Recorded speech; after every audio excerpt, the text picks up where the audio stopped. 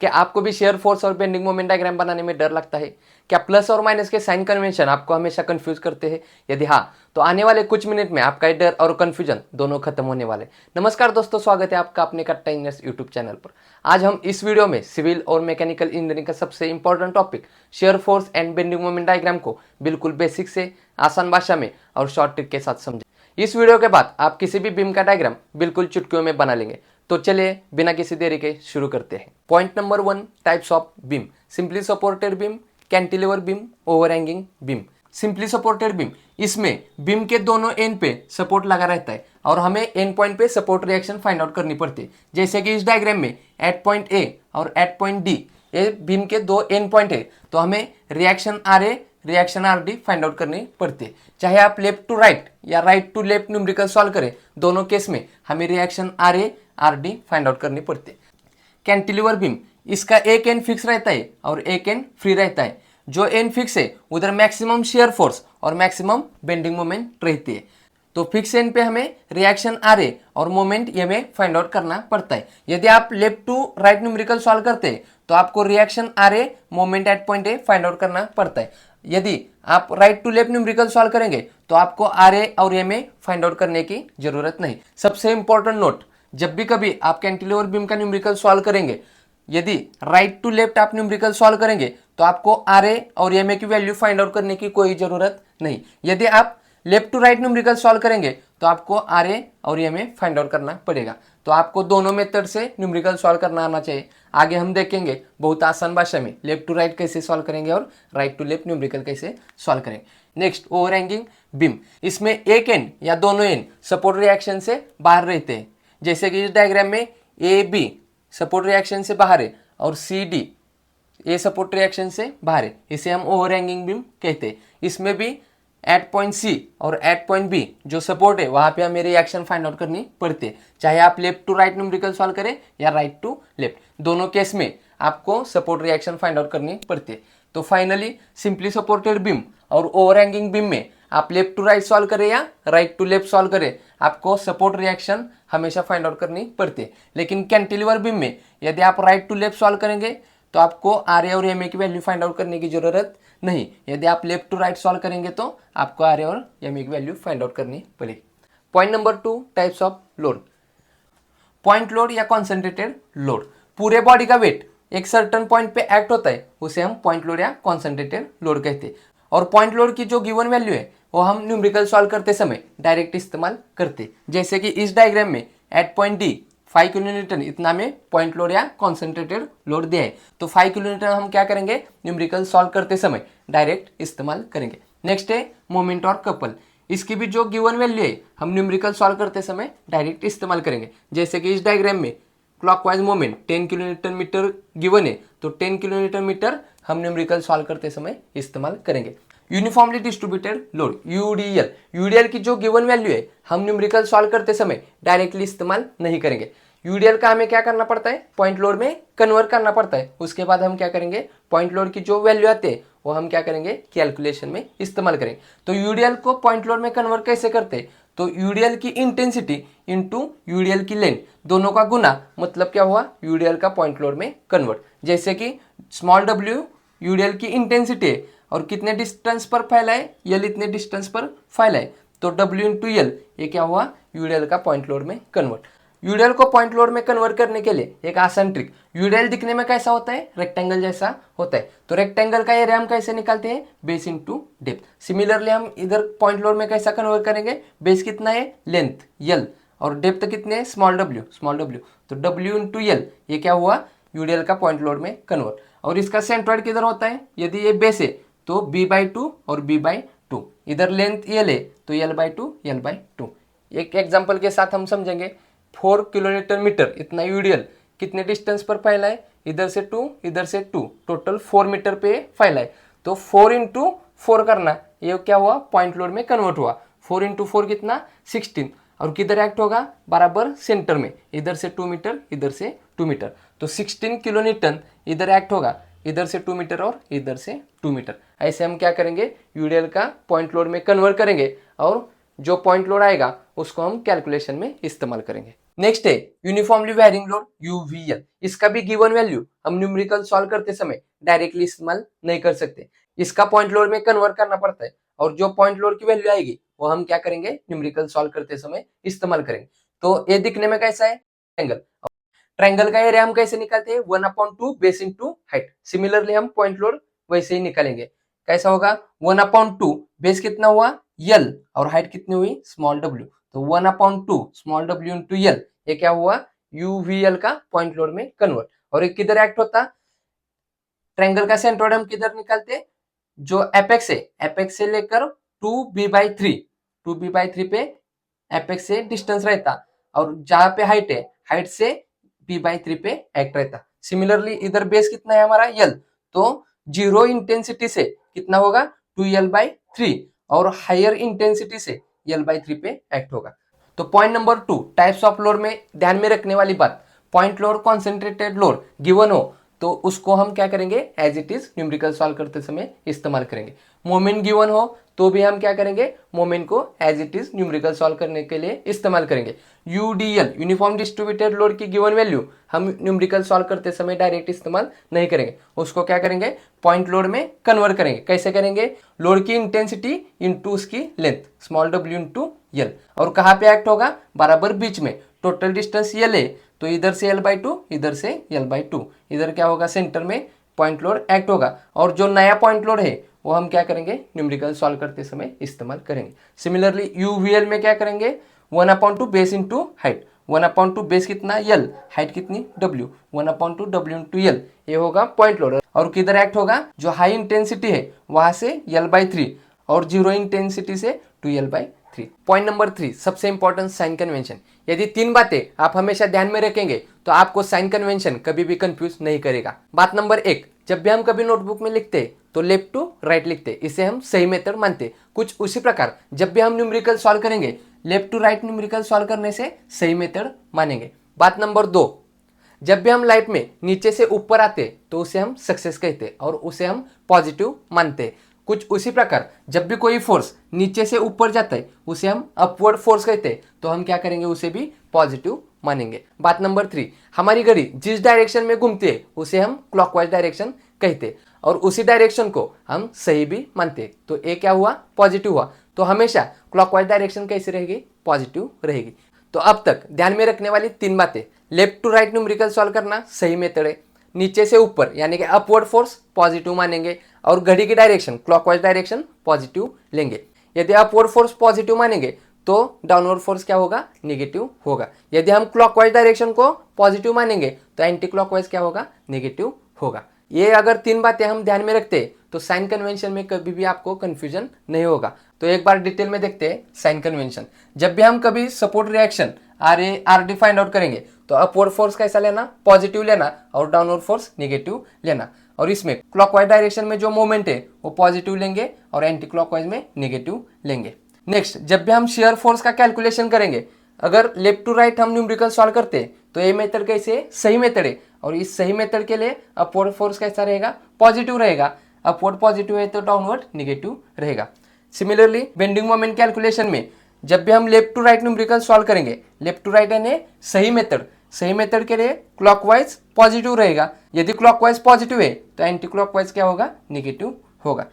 यदि हम उल्टी मेथड से न्यूमेरिकल सॉल्व करेंगे तो पूरा साइन कन्वेंशन उल्टा होगा। जैसे कि लेफ्ट टू राइट सेम माना था लेकिन जब हमने right to left numerical solve करेंगे तो जिसको पॉजिटिव माना था वो निगेटिव हो जाएगा और जिसको नेगेटिव माना था वो पॉजिटिव हो जाएगा। इधर देखो अगर राइट से लेफ्ट न्यूमेरिकल सॉल्व करते तो डाउनवर्ड पॉजिटिव हो जाएगा अपवर्ड नेगेटिव हो जाएगा। सिमिलरली इधर right to left numerical solve करने से एंटी क्लॉकवाइज पॉजिटिव हो जाएगा और क्लॉकवाइज नेगेटिव हो जाएगा। तो साइन कन्वेंशन में जब भी हम सपोर्ट रिएक्शन का कैलकुलेशन करेंगे तो upward force positive downward force negative, clockwise moment positive anti clockwise moment negative. जब भी हम शेयर फोर्स का कैलकुलेशन करेंगे लेफ्ट टू राइट सही मेथड उसके लिए upward positive downward negative, right to left उल्टी मेथड इसके लिए साइन उल्टे हो जाएंगे, डाउनवर्ड को पॉजिटिव अपवर्ड को negative. Next, bending moment calculation में लेफ्ट टू राइट सही method clockwise positive anti clockwise negative, इससे उल्टा राइट टू लेफ्ट करेंगे, जब भी राइट टू लेफ्ट करेंगे तो anti clockwise positive clockwise negative होगा। बेंडिंग मोमेंट में एडिशनल नॉलेज, जब भी हम अपवर्ड फोर्स मोमेंट क्रिएट करेगा वो पॉजिटिव मोमेंट क्रिएट करेगा, और जब भी हमारा डाउनवर्ड फोर्स मोमेंट क्रिएट करेगा वो नेगेटिव मोमेंट क्रिएट करेगा। चाहे आप लेफ्ट टू राइट सॉल्व करें या right to left numerical solve करें, अपवर्ड फोर्स हमेशा पॉजिटिव मोमेंट क्रिएट करेगा और डाउनवर्ड फोर्स हमेशा नेगेटिव मोमेंट क्रिएट करेगा।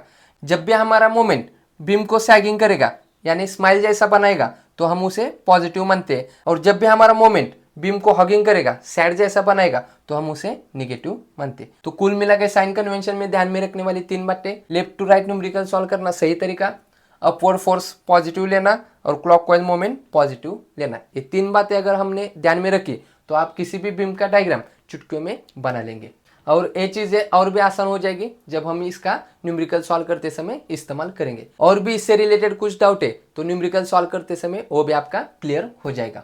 पॉइंट नंबर 4, डायग्राम बनाने का शॉर्टकट। यदि लोडिंग डायग्राम में हमें यूडीएल दिया हो तो उसका शेयर फोर्स डायग्राम में इंक्लाइन लाइन आएगा और बेंडिंग मोमेंट डायग्राम में पैराबोला करवाएगा। जैसे कि इस डायग्राम में ए टू बी तक यूडीएल गिवन है तो शेयर फोर्स डायग्राम में ए टू बी तक इंक्लाइन लाइन आएगी और बेंडिंग मोमेंट डायग्राम में ए टू बी तक पैराबोला कर्व आएगा। नेक्स्ट, यदि 2 पॉइंट लोड के बीच कोई लोड नहीं, उस केस में एसएफडी में हॉरिजॉन्टल लाइन आएगी और बीएमडी में इंक्लाइन लाइन आएगी। जैसे कि इस लोडिंग डायग्राम में बी टू डी तक इधर कोई भी लोड नहीं है तो एसएफडी में क्या होगा, हॉरिजॉन्टल लाइन आएगी, और बीएमडी में क्या होगा, इंक्लाइन लाइन आएगी। नेक्स्ट, यदि लोडिंग डायग्राम में पॉइंट लोड दिया हो तो इसका एसएफडी में सडनली राइज और फॉल आएगा, मतलब वर्टिकल लाइन आएगी। सिमिलरली लोडिंग डायग्राम में मोमेंट दिया हो तो बेंडिंग मोमेंट डायग्राम में सडनली राइज और फॉल आएगा, मतलब वर्टिकल लाइन आएगी। ऐसा क्यों होता है, क्योंकि शेयर फोर्स डायग्राम, इसमें जो फोर्स है इस फोर्स पे हमें 2 वैल्यू फाइंड आउट करनी पड़ती है। जैसे कि इधर आर ए 3 किलोन्यूटन का फोर्स है, इधर आर बी 18 किलोन्यूटन का फोर्स है और इधर 5 किलोन्यूटन का फोर्स है। तो शेयर फोर्स कैलकुलेशन में जहाँ पे भी फोर्स हो उसके जस्ट लेफ्ट और जस्ट राइट ऐसे हमें वैल्यू फाइंड आउट करनी पड़ती है। इसीलिए इस पॉइंट पे 2 वैल्यू आते हैं। जैसे कि 5 किलोन्यूटन के जस्ट लेफ्ट कितना होगा, 5 किलोन्यूटन, और जस्ट राइट कितना होगा, 0। 0 और 5 एक लाइन पे लाइन आने से इधर क्या होगा, राइज और फॉल होगा। सिमिलरली इधर आरबी के भी 2 पॉइंट आएंगे, जस्ट लेफ्ट जस्ट राइट, इसीलिए +5 और -13 वर्टिकल लाइन आएगी। सिमिलरली आर ए के इधर भी क्या होगा, जस्ट लेफ्ट जस्ट राइट, इसलिए क्या होगा, 0 और +3।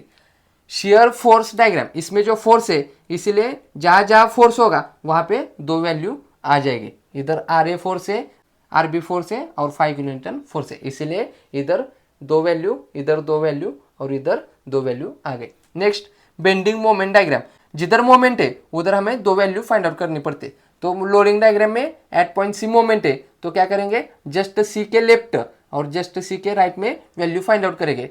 लेफ्ट और राइट 2 वैल्यू सी पे आएगा, इसलिए इधर राइज और फॉल होगा। पॉइंट नंबर 5, तीनों बीम को सॉल्व करने का तरीका। स्टेप नंबर 1, सपोर्ट रिएक्शन को फाइंड आउट करना। जैसे कि सिंपली सपोर्टेड बीम में आर ए और आर डी की वैल्यू फाइंड आउट करना। इसके लिए 2 मेथड रहते हैं। उसमें से पहली method summation F Y is equal to 0 मानना, अपवर्ड फोर्स को पॉजिटिव, डाउनवर्ड फोर्स को नेगेटिव लेना, और summation moment at point A is equal to 0 मान के क्लॉकवाइज को पॉजिटिव लेना, एंटी क्लॉकवाइज को नेगेटिव लेना। ये हम जब न्यूमेरिकल सॉल्व करेंगे तो आपको ये चीज़ें समझ में आएंगी। और दूसरी मेथड है सभी अपवर्ड फोर्स को एक साइड में रखना इज इक्वल टू सभी डाउनवर्ड फोर्स को एक साइड में रखना, दोनों का कंपेयर करके वैल्यू फाइंड आउट करना। सिमिलरली क्लॉकवाइज मोमेंट को एक साइड में रखना is equal to anti clockwise moment को दूसरी साइड में रखना और उसका कैलकुलेट करना। ठीक इसी प्रकार ओवरहैंगिंग बीम में सपोर्ट रिएक्शन फाइंड आउट करेंगे। ये 2 मेथड है, जब हम न्यूमेरिकल सॉल्व करेंगे तो आपको एकदम डिटेल में समझ में आएगा। सिंपली सपोर्टेड बीम में आप न्यूमेरिकल लेफ्ट टू राइट या राइट टू लेफ्ट सॉल्व करने से भी आपको सपोर्ट रिएक्शन फाइंड आउट करना पड़ता है। सिमिलरली ओवरहैंगिंग बीम में भी लेफ्ट टू राइट या right to left numerical solve करने से भी आपको सपोर्ट रिएक्शन फाइंड आउट करना पड़ता है। लेकिन ध्यान में रखने वाली बात, कैंटिलीवर बीम में जब आप right to left numerical solve करते हैं तो आपको आर ए और एम ए की वैल्यू फाइंड आउट करने की जरूरत नहीं। लेकिन आप left to right numerical solve करते तो आपको आर ए और एम ए की वैल्यू फाइंड आउट करनी पड़ती है। तो सपोर्ट रिएक्शन फाइंड आउट करने के लिए 2 मेथड है, जो आपको आसान लगे वो आप इस्तेमाल कर सकते हैं। जब हम न्यूमेरिकल सॉल्व करेंगे उस टाइप दोनों मेथड से हम न्यूमेरिकल सॉल्व करेंगे। तो ये था step number 1। Step number 2, shear force calculation. Shear force calculation में हर एक पॉइंट पे हमें क्या करना पड़ता है, शेयर फोर्स कैलकुलेट करना पड़ता है। जैसे कि ये लोडिंग डायग्राम में point A, point C, point B और पॉइंट डी, हर एक पॉइंट पे हमें क्या करना पड़ेगा, शेयर फोर्स कैलकुलेशन करना पड़ेगा। लेकिन शेयर फोर्स कैलकुलेशन में इधर इंपॉर्टेंट कौन सा पॉइंट है, फोर्स। तो जहां जहां हमें फोर्स गिवन है उधर हमें दो वैल्यू फाइंड आउट करनी पड़ती है, जस्ट लेफ्ट और जस्ट राइट। तो गिवन डायग्राम में किधर किधर फोर्स है, तो आर ए एक फोर्स है, आर बी एक फोर्स है और एट पॉइंट डी पे 5 किलोमीटर का एक फोर्स है। तो डी के जस्ट लेफ्ट जस्ट राइट हमें दो वैल्यू फाइंड आउट करनी पड़ेगी, इसीलिए ये सेपड़ी में क्या आएगा, वर्टिकल राइज और फॉल आएगा। Similarly at point B just left और just right value find out करनी पड़ेगी, इसीलिए ये सेपड़ी में क्या होगा, वर्टिकली राइज और फॉल आएगा, इधर दो वैल्यू आएगी। सिमिलरली एट पॉइंट ए पे क्या है, फोर्स है, तो जस्ट लेफ्ट और जस्ट राइट हमें क्या करना पड़ेगा, वैल्यू शेयर फोर्स की फाइंड आउट करनी पड़ेगी। अगर जस्ट लेफ्ट और जस्ट राइट लेंगे तो ये सेपड़ी में दो वैल्यू आएगी, तो क्या होगा, वर्टिकली राइज और फॉल आएगा। सिमिलरली इस डायग्राम में भी शेयर फोर्स कैलकुलेशन करने का प्रयास करते हैं। शेयर फोर्स कैलकुलेशन में जहां जहां फोर्स गिवन है उधर क्या करेंगे, लेफ्ट और राइट। तो एट पॉइंट ए पे दो वैल्यू आएगी। नेक्स्ट बी पे क्या है, एक ही पॉइंट है यूडियल का, तो हमें इधर दो वैल्यू फाइंड आउट करने की जरूरत नहीं, तो एट पॉइंट बी पे एक ही वैल्यू फाइंड आउट करेंगे। नेक्स्ट एट पॉइंट सी पे क्या है, पॉइंट लोड है, पॉइंट लोड रहने से क्या होगा, जस्ट लेफ्ट और जस्ट राइट हम वैल्यू फाइंड आउट करेंगे, तो क्या होगा, शेयर फोर्स में क्या होगा, दो वैल्यू एट पॉइंट से आएगा। नेक्स्ट एट पॉइंट डी पे क्या है, पॉइंट लोड है, तो जस्ट लेफ्ट और जस्ट राइट क्या करेंगे, हम वैल्यू फाइंड आउट करेंगे। जस्ट लेफ्ट और just right value find out करने से क्या होगा, इधर भी वर्टिकल लाइन आ जाएगा। तो इस डायग्राम में at point D, at point C, at point A दो दो वैल्यू आएगी, एट पॉइंट बी क्या होगा, एक ही वैल्यू आ जाएगी। सिमिलरली इस डायग्राम में एट पॉइंट सी पे क्या है, लोड है, तो लेफ्ट राइट में वैल्यू फाइंड आउट करेंगे। एट पॉइंट बी पे लोड नहीं है, इसीलिए शेयर फोर्स वैल्यू एक ही आएगी। इधर क्या है, आर ए फोर्स है, तो जस्ट लेफ्ट और जस्ट राइट क्या करेंगे, हम वैल्यू फाइंड आउट करेंगे, इसलिए क्या होगा, वर्टिकल अपवर्ड या डाउनवर्ड लाइन आएगी। तो शेयर फोर्स कैलकुलेशन में इतना ही है, जहां जहां फोर्स रहेगा वहां पे जस्ट लेफ्ट और just right value find out करेंगे, और जहां पे फोर्स नहीं रहेगा उधर क्या होगा, एक ही वैल्यू आएगा। Next step number 3, bending moment calculation. Bending moment calculation में क्या करेंगे, हर एक पॉइंट पे बेंडिंग मोमेंट लेंगे, और जहां पे गिवन मोमेंट है उधर क्या होगा, दो पॉइंट आ जाएगा। जैसे कि इस लोडिंग डायग्राम में एट पॉइंट सी पे क्या है, मोमेंट है, तो जस्ट सी के लेफ्ट और जस्ट सी के राइट में क्या करेंगे, हम बेंडिंग मोमेंट लेंगे, इसलिए क्या होगा, एट पॉइंट सी पे दो वैल्यू आएगी, इधर देखो +8 और -2, इसलिए इधर क्या हुआ, वर्टिकल राइज और फॉल आ गया। और जहाँ पे मोमेंट नहीं उस पॉइंट पे हम क्या करेंगे, जस्ट मोमेंट लेंगे। तो एट पॉइंट ए पे मोमेंट नहीं, तो एट पॉइंट ए पे एक ही वैल्यू आ जाएगा, इधर मोमेंट है इसलिए दो वैल्यू आ गई। एट पॉइंट बी पे मोमेंट नहीं है इसलिए एक ही वैल्यू आ जाएगी, कितनी आई, -10। एट पॉइंट डी पे भी मोमेंट नहीं इसलिए एक ही वैल्यू 0 आ गई। इस डायग्राम में देखो इधर मोमेंट है, मोमेंट रहने से क्या करेंगे, इसमें जस्ट लेफ्ट और just right bending moment find out करेंगे, और बेंडिंग मोमेंट डायग्राम में क्या होगा, तो वर्टिकल राइज और फॉल आ जाएगा। एट पॉइंट बी पे क्या होगा, एक ही वैल्यू आ जाएगी, एट पॉइंट सी पे क्या होगा, एक ही वैल्यू आ जाएगी। तो बेंडिंग मोमेंट कैलकुलेशन में सबसे इंपॉर्टेंट बात क्या होती है, तो जहां पे मोमेंट है उधर जस्ट लेफ्ट और जस्ट राइट में हम क्या करेंगे, कैलकुलेट करेंगे, इसलिए क्या होगा, बेंडिंग मोमेंट डायग्राम में एक वर्टिकल राइज और फॉल लाइन आ जाएगी। बाकी के हर एक पॉइंट पे क्या करेंगे, उसकी बेंडिंग मोमेंट कैलकुलेट करेंगे। Point number 4, maximum bending moment and point of contraflexure. तो सबसे पहले हम बात करते हैं मैक्सिमम बेंडिंग मोमेंट। तो मैक्सिमम बेंडिंग मोमेंट डायग्राम में कहा होता है, तो जहां शेयर फोर्स डायग्राम में शेयर फोर्स अपना साइन चेंज करता है, पॉजिटिव से निगेटिव या निगेटिव से पॉजिटिव, उस पॉइंट पे क्या होता है, मैक्सिमम बेंडिंग मोमेंट होता है। इस डायग्राम में at point E maximum bending moment होगा, इधर क्या होता है, प्लस से माइनस साइन चेंज होता है, तो एट पॉइंट ई पे क्या होगा, मैक्सिमम बेंडिंग मोमेंट होगा।